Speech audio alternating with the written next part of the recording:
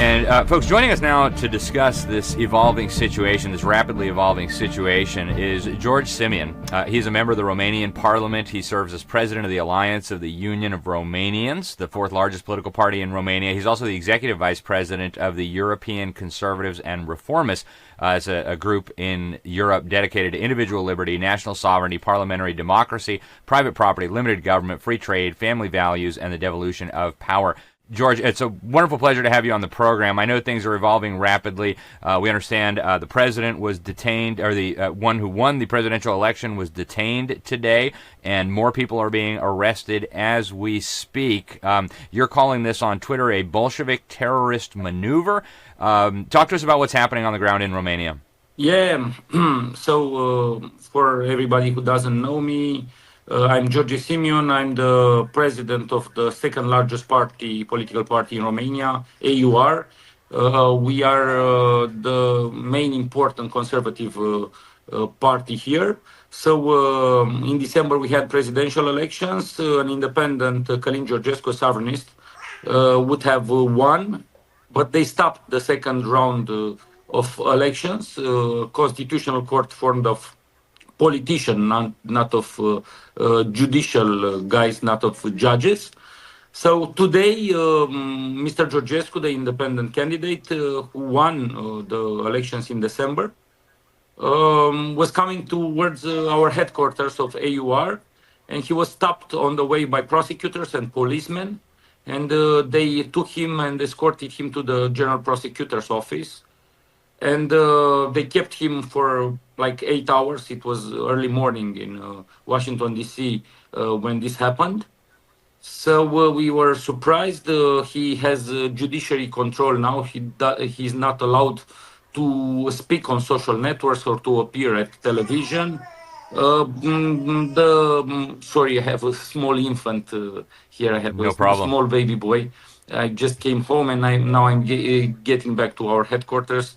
We are in an ongoing coup d'etat since 6 December. The globalists don't want to give up power, even if the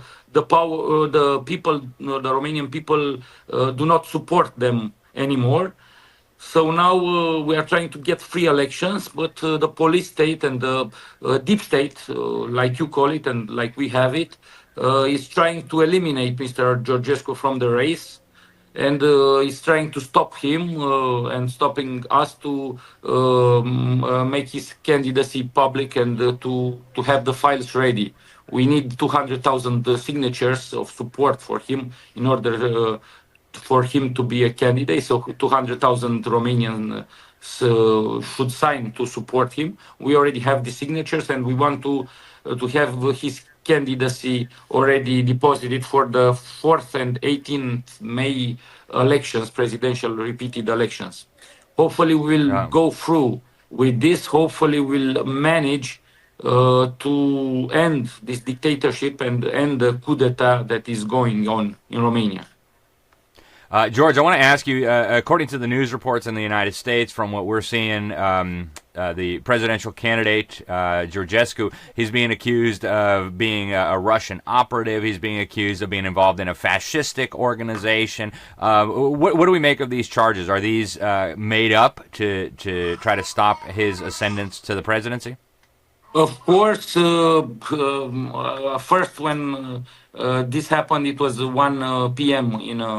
in Romania, in Bucharest, and I contacted my European friends who are on the same time hour as us, and they said in the globalist media they are presenting this as some bodyguard of him found with 10 million euros and a ticket to Moscow.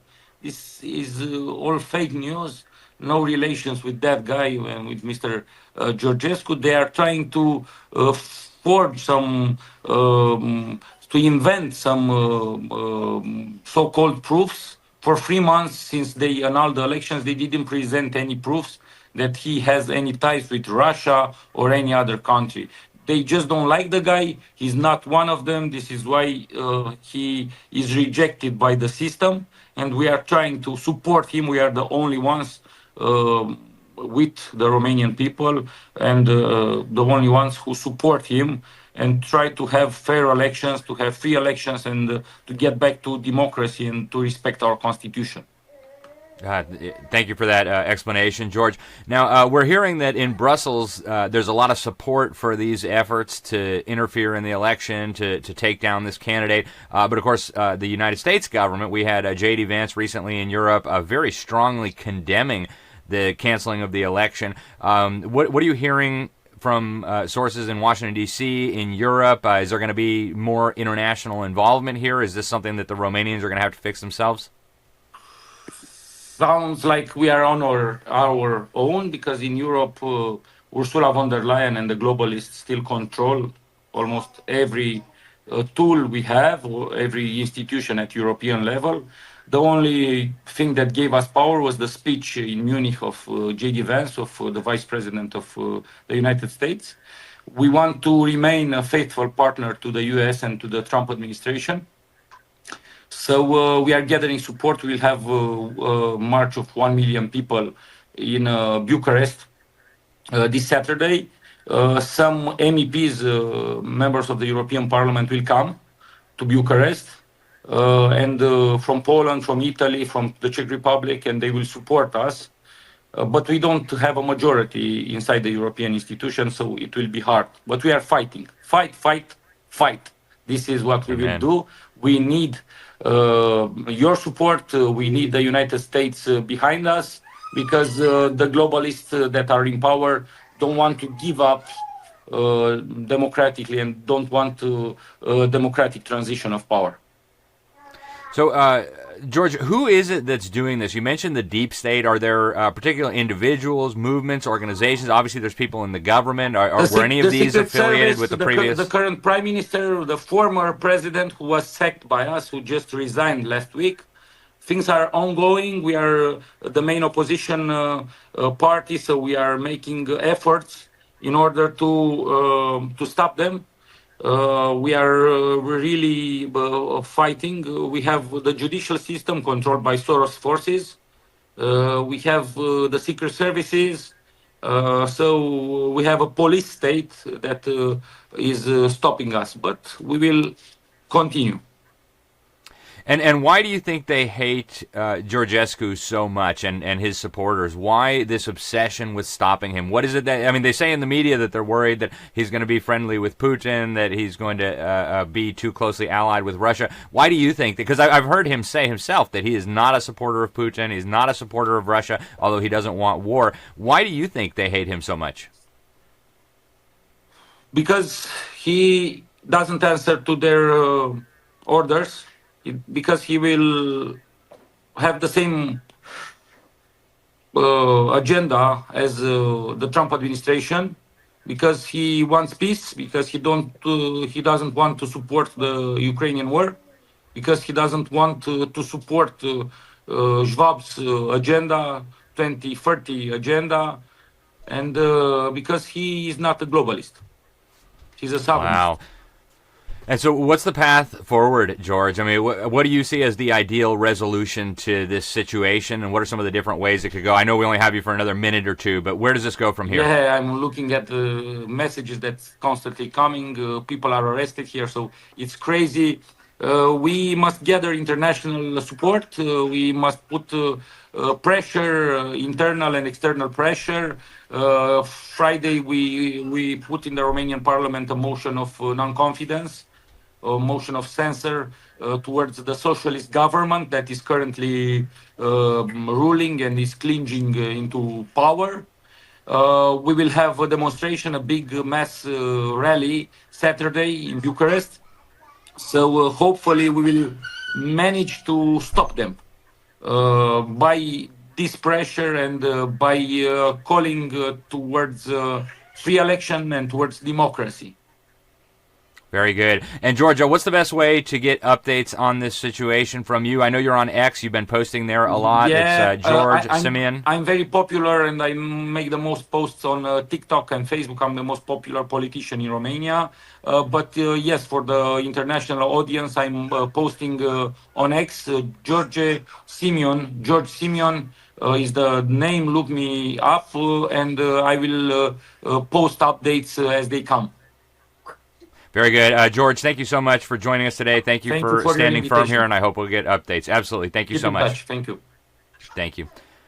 Alrighty, folks, that was George Simion, member of the parliament in Romania, leader of one of the biggest political parties in that country, also the executive vice president of one of the major alliances of political parties across Europe at the European level, with a brief update there on the situation in Romania. Obviously, the situation is very fluid. There are updates coming out every moment, so by the time you see this, I'm sure there will have been more.